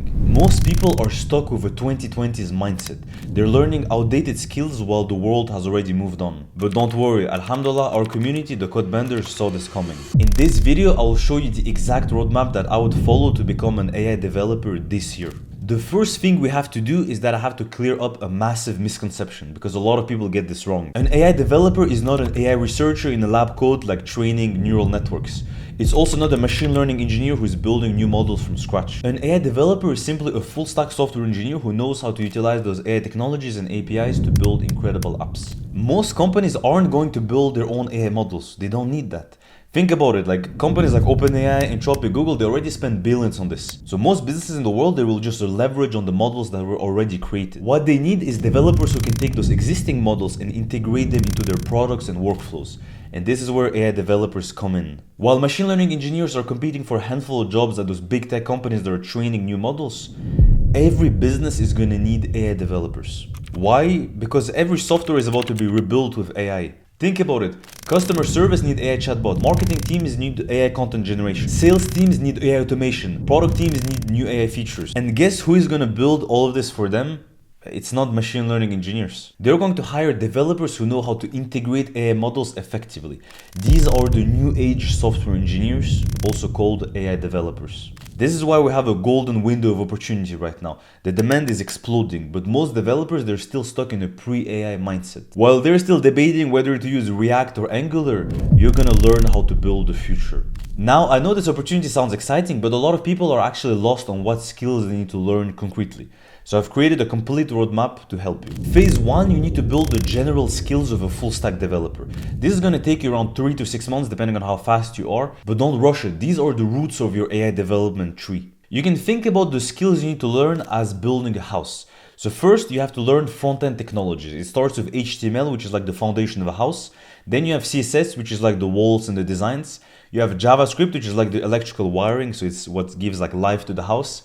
You have React, which is your smart home system. Then you need to learn backend technologies like Node.js, which is your power station, and then a database like PostgreSQL, which is going to be your storage house. To make it easy for you, I've created a full guide on how to learn those skills. I'm going to link it below. It's completely for free. After you go over the first part, the foundations, you're still a regular developer. There's nothing AI related there. So how do you supercharge your skills? That's when we're entering phase 2, the AI fundamentals. Let's start with what most tutorials completely ignore, understanding how AI works. And no, I don't mean any complex math. I'm talking about just having an overall basic understanding of how LLMs work. This phase is kind of like when you're learning to speak a new language. You need to learn the grammar, so how LLMs work, before you can actually write poetry. So that's like more advanced AI applications. You can think of LLMs like martial arts experts who have read every book you can read about combat sports. So they can theoretically recreate any technique that they have seen, but they need proper instructions to apply it in a real world scenario. And the better the instructions are, the better it will perform. This is why prompt engineering is important. Most developers, they skip that part. They just treat AI like a magical black box. But remember, you're not just any developer, you're a code bender, and we understand and master our tools. With a basic prompt, you can get a website that looks like this. With a more advanced prompt, you can get a website that looks like this. See? Big difference. Same model, but completely different results. This is your first edge. Learn prompt engineering. If you want to learn it together with AI development in general, I highly recommend you check out Scrimba. They have a ton of courses available, but my favorite one there is the AI engineer path. Full disclaimer, they actually reached out to me to sponsor this video, but I've actually bought their course a year ago and I absolutely love it, so I was very happy to recommend them. In my opinion, they're one of the best resources to learn AI development, and they're also giving a 20% discount to everyone who clicks the link in the description, the special link they gave me, and you sign up to their pro tier. Most of their courses are actually available for free, so you can try the platform before subscribing or paying anything. They have a very extensive curriculum. You're going to learn about prompt engineering, APIs, open source models, how to build RAG applications, AI agents, and more. The interface is super interactive, which makes learning easy. You have an ID in your browser, there is a video playing in the background, there's like a voiceover that is guiding you through every step, and you can easily apply every new skill that you're learning. I highly recommend you go through this. It will simplify your AI journey a lot, so check out the link in the description to get access to it. Now, this is where it gets interesting. You remember those AI skills that I mentioned earlier? It's time to add them to your arsenal. This is phase 3, learn AI APIs. This is where theory meets practice. You can think of AI APIs like having a team of specialized experts at your disposal. My students have utilized a lot of those APIs to build AI apps in days. Apps like Interview GPT, where you can upload your resume, a link to a job description, and then it's going to create a personalized interview for you. They also created logo generators where you can describe your brand's vision, pick a style, and then it's going to generate a bunch of logos. They created a chat with PDF app where you can upload a PDF and then start chatting with it. What is the PDF about? The PDF is a technical report from OpenAI about the development of GPT-4. My recommendation for you is to start with the OpenAI APIs, in particular their text models. This is the most popular API out there. This is your foundation. Go over the official OpenAI API docs. That's your main reference. And here I want you to learn about function calling, tooling, and prompt caching. Next, you'll move to the DALL-E API. That's your visual powers. It will allow you to create assets, logos, and images. Once you have learned 2 different APIs, you can combine them together. For example, I built this children's book AI generator that creates a book with text and images that is custom to every child. Once you have gone through the main APIs that OpenAI has, you can venture through other models like Entropic with their Claude models, Mistral, and test open source models that are available on Replicate or Hugging Face. Everything that I've shown you so far is what I call level 1 AI development. But now we're gonna show you what real AI power looks like. We're entering phase 4, advanced AI frameworks. This is where you transcend from a regular developer to an AI architect. And one concept you need to learn is RAG, Retrieval Augmented Generation. Think of RAG like building a custom brain for your AI. Regular AIs are basically like general knowledge experts. A RAG enhanced AI is like an AI that has read your specific data, like your company data, for example. So it knows the specifics that you wanted to know and it can perform a lot better for your use case. For example, one of my students built a RAG chatbot for an education company called Baina. The chatbot could answer specific questions about their education program and it could even pinpoint to timestamps in the video lectures. He sent the app to them, they liked it a lot, and they're currently interviewing him to join their engineering team. To build a RAG AI app, you need to learn 3 things. First is embeddings, which is a mathematical representation of a piece of data into an AI readable format. Then you need to learn how to use vector database, which are a particular type of database that is used to store embeddings. And finally, you need to learn how to split large knowledge files into chunks that are easily processed by the AI and turned into embeddings. One tool you can use for this is LangChain, but you could also just do it manually. Now I have a bonus section for those of you who want to go further. There are 2 things that you can learn. One is AI agents. AI agents are the future. We're all going to have a dozen of AI agents performing specific tasks for us. So if you can learn it now, it's going to give you an advantage compared to other people. For this, I can recommend you check out Crew AI. It's a framework to build AI agents and automate multi-agent workflows. Next, you can learn about fine-tuning, which is a process where you take an existing AI and you train it based on your specific use case. For example, if you want the AI to speak in a certain tone or to write with a specific style. But you only need this in very specific use cases. In most use cases, RAG is going to be enough for you.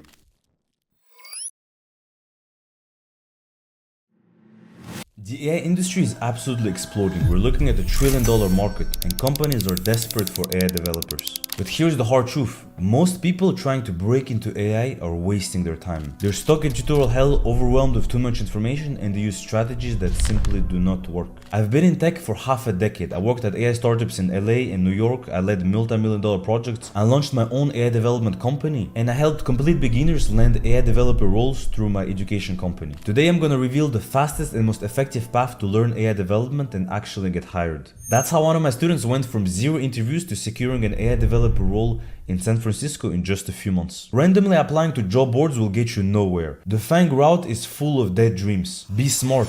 Look where the money is going. The market is literally giving you the answer. Right now, all the money is being poured into AI startups. And for them, the demand for AI developers is absolutely insane. We're not talking about just a slight increase, we're seeing a complete explosion. Every single day, more and more businesses need to integrate AI into their company. From startups to Fortune 500, they all need qualified AI developers.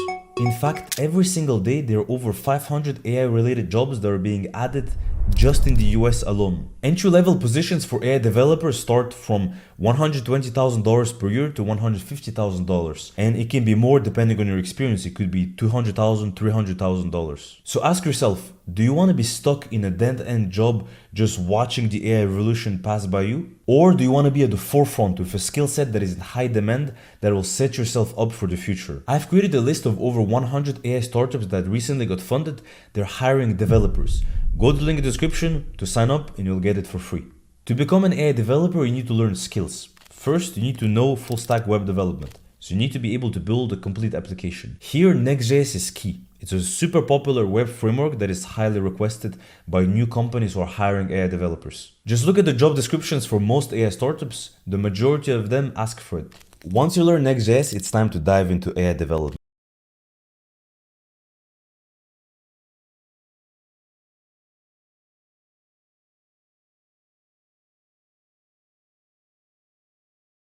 So you'll start with the main AI APIs, OpenAI, Anthropic, and then open source models like Mistral and Llama. Read the documentation, understand how those APIs work, and understand how to use some of the more advanced concepts like function calling, tooling, and caching.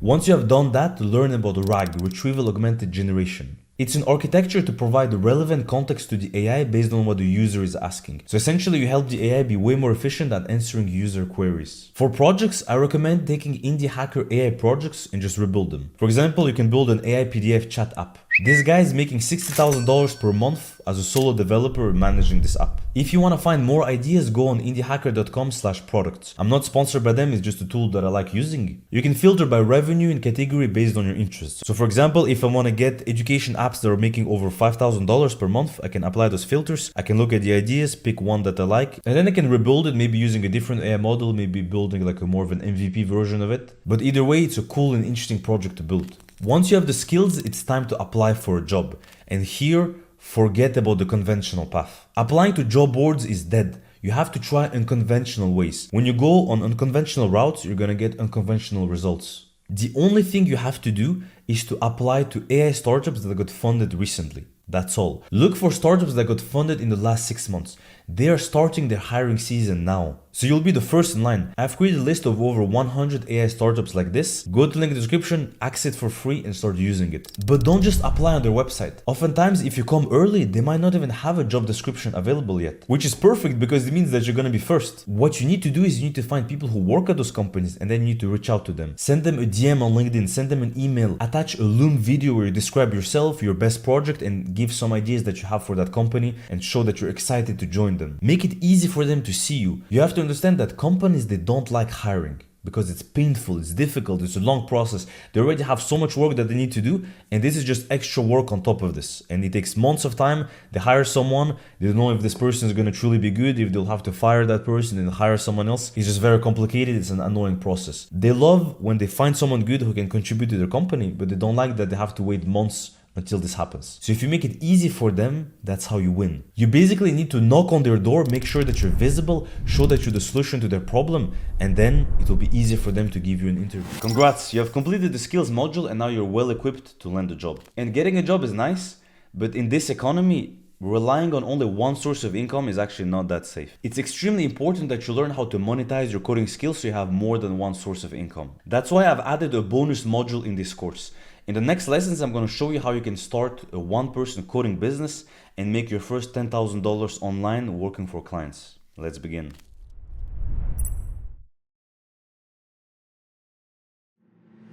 In this video, I'll show you how to make $1,000 in 1 week using your coding skills, even if you're still learning. This is the exact strategy that I would use if I was starting right now. One of my students literally used this method to make not $1, but $2,000 in 1 week. This strategy works for beginners, for junior developers, or even for developers with a few years of experience who want to make some extra cash. And no, it's not a get-rich-quick scheme, it's all about leveraging the biggest opportunity in tech right now, the AI gold rush. I'll show you my 4-step framework. There are two types of coding beginners right now. There are the tutorial collectors, watching their 500 JavaScript crash course like it's Netflix, building another to-do app that no one will use, adding projects to GitHub that no one will see, and still working on their perfect portfolio. Then there are the smart ones. They're building with trending technologies, getting paid to learn. They have companies reach out to them. These guys are also a lot more motivated, because one of the best ways to stay motivated to learn to code is to actually make money. The secret is to flip the traditional model on its head. AI is changing everything. The old way was to learn basics for months, build random projects, apply for jobs, compete with thousands of developers, and pray that someone hires you. The new and smart way is to pick trending technologies, and I'll show you how. Build something simple but impressive, post it online while the hype is hot, let companies come to you, and get paid to learn more. This works because of 3 factors. Low competition, because it's a new tech, so there are few experts. High demand, because a lot of companies need it. And perfect timing, because you will ride the hype wave. Now I'll show you how to actually make money while learning to code. Here is the exact framework to follow. Put this into action, don't miss any step.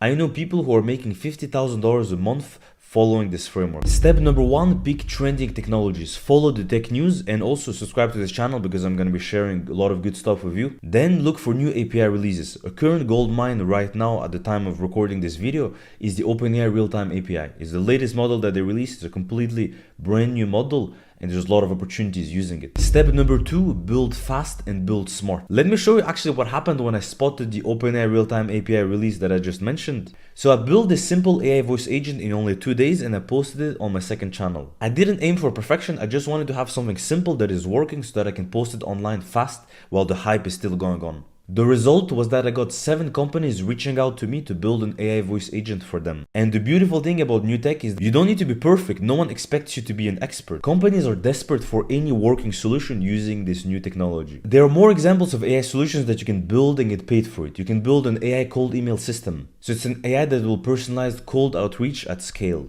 and send like custom emails to leads. You can charge like $1,000 to $2,000 for an implementation like this. You can also do AI content repurposing. For example, taking YouTube videos from a business and then repurposing them on different channels like on LinkedIn, on Twitter, etc. This can also be like $1,000 to $2,000 per month if you have a white glove type service. I've actually built an AI agent with one of the students of the accelerator, and this is what we do.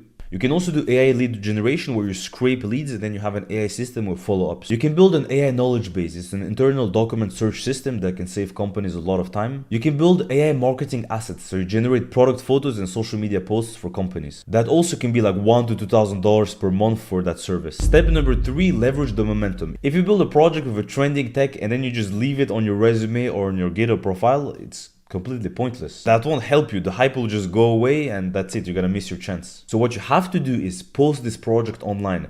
Post it on LinkedIn, on X, make a quick YouTube video. It doesn't have to be anything complicated. You can literally record a Loom video of yourself showing a demo of that AI that you built and then explaining how you made it.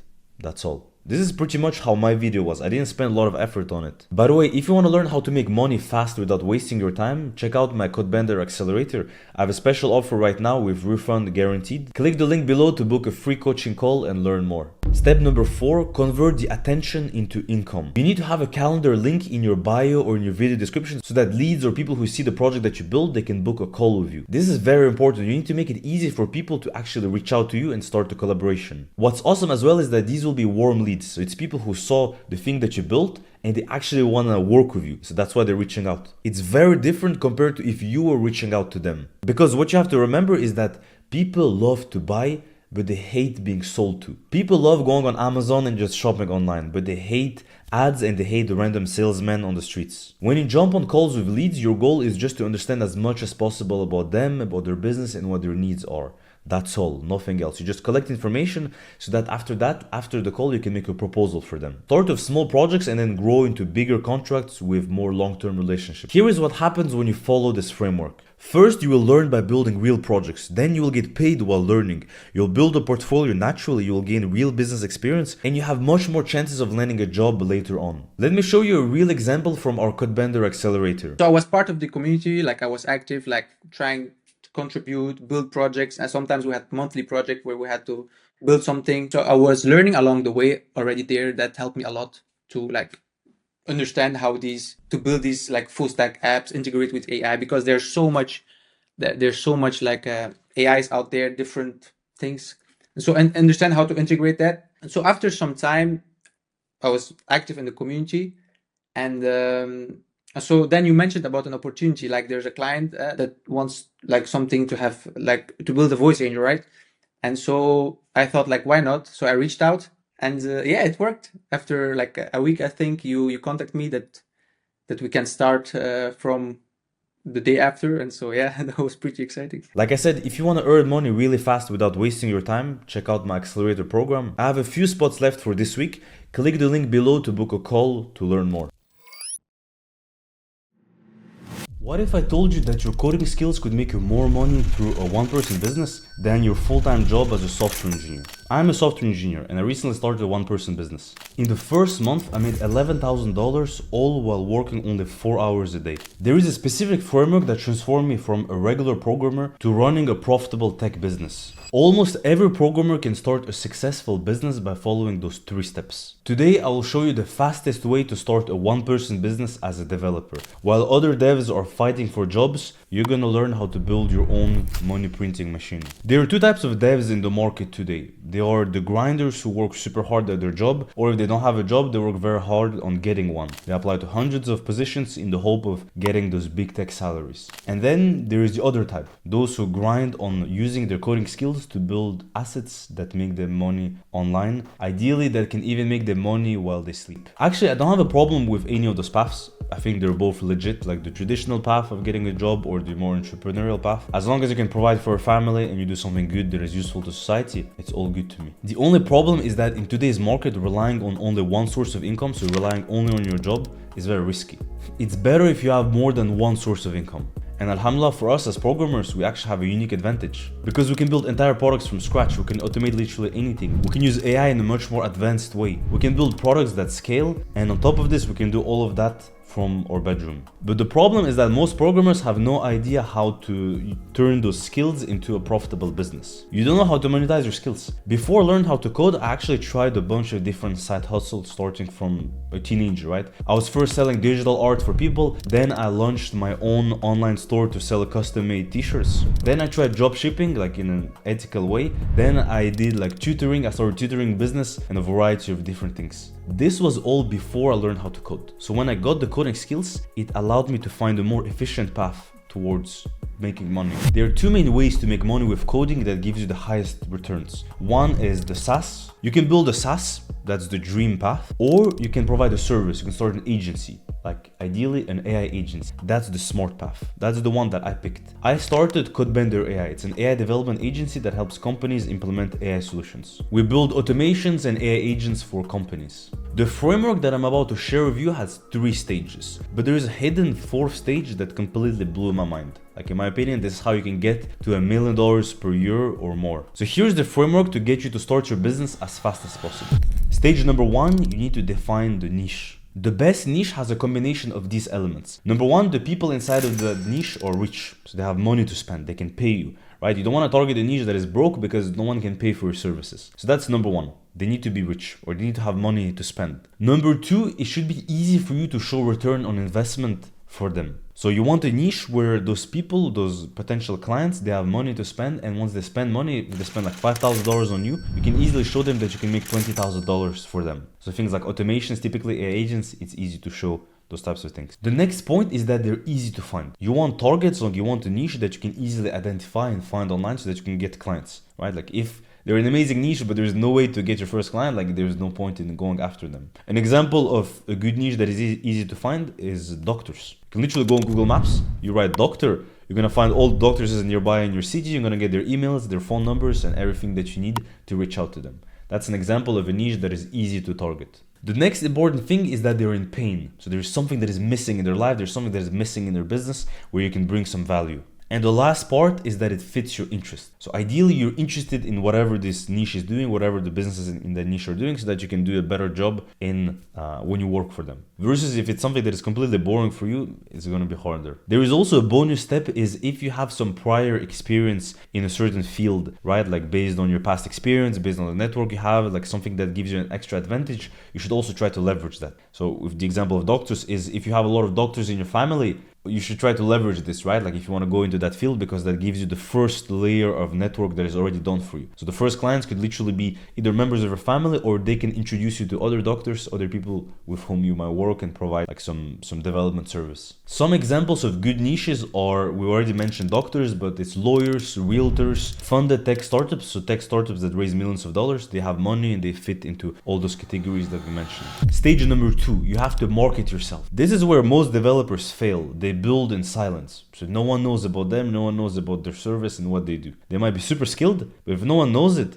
they're not going to hire you, they're not going to pay you. So the first thing that you should do is use your personal network. Go through the list of all the contacts that you have on LinkedIn. Who can you reach out to? So there's 2 categories, right? Like one of them is going to be like your target audience, so people with whom you can work, people who can hire you. The next one is going to be people who can introduce you to other people. So with the example of doctors that we mentioned, right? If you have doctors in your network, ask them directly if they would be interested in your services. Like if you want to build an AI voice agent for them, for example, like a phone receptionist, ask them if they would be interested. But then there might be another category in your network who they're not going to hire you directly, but they know other people who might hire you. So you want to reach out to them first. This is the first layer, is the first step that you do. Is easy to literally send a DM to everyone in your network that is relevant. The next way to market yourself is by making your skills public. You want to show your skill set. And the best way to do this is to build projects.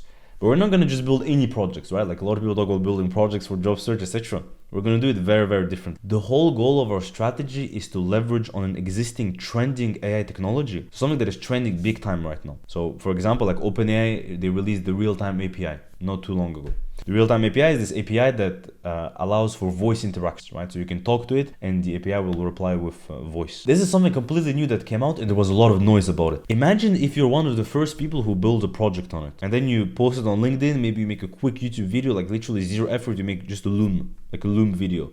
With your face, you share your screen and you just walk through the project that you built. This is going to give you a lot of attention because this new technology that has just come out, there are no experts on it, but there's a lot of people who are interested in it. So they're going to share your stuff, they're going to want to talk to you, they'll want to ask you questions, and that's how you can position yourself. That's how you can stand out compared to the crowd. That's honestly the 2 strategies I use to get to 10K a month. One is the network, and the other one is if you don't have the network, is literally just find a trending technology, look into the AI news, and make a project and post about it. Stage number 3 is the growth stage. So once you have made your work public online, or once you reached out to people and you have connections, you're starting to have discussions, you need to schedule calls, right? You need to schedule calls with qualified leads. Inside of those calls, it can be like 15 minutes, it can be 30 minutes maximum. Your goal is to figure out what their needs are, what they're trying to achieve, what their business looks like, what are all the different operations happening there, so that you have a good view of their business and what their need is and how important it is for them. Then at the end of that call, you have to schedule another call for a few days later.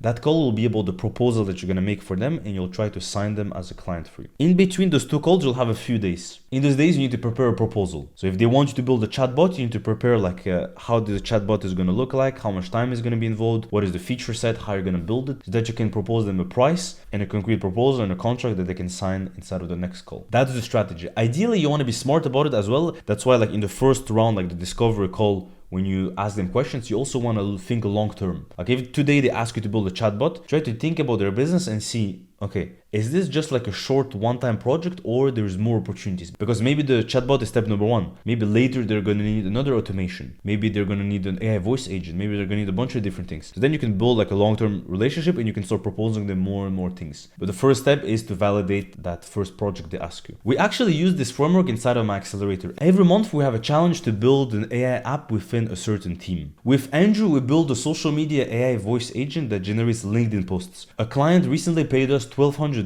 to access that tool. Then with Albert, we built an AI voice agent and a client paid him $2,000 to spin up an agent like that for him, and it took him only 1 week. If you're interested in this and you want to learn how to build projects like that and land clients, feel free to book a call. There's a link in the description. We're gonna talk and we'll see if you're right fit for the Codebender Accelerator. I went through the 3 stages of the framework, but remember, I told you that there is a hidden fourth step, the one that changes everything, the one that will allow you to scale to $1 million per year and way past that. Once you start getting clients, you will notice that the work you do is pretty much repetitive. Because if you follow the framework correctly, if you identify the niche and you only take clients within that niche, it's gonna be pretty much the same requests every single time. For example, if you work with lawyers and they ask you for some AI automation to speed up how they process documents, every law firm will pretty much need the same thing, right? You just need to adapt it a little bit from law firm to law firm, but it's about the same. So over time, as you work on those projects, you're gonna start building some internal automations. You're gonna start building tools to help you deliver those projects faster. Clients, they're not gonna know this.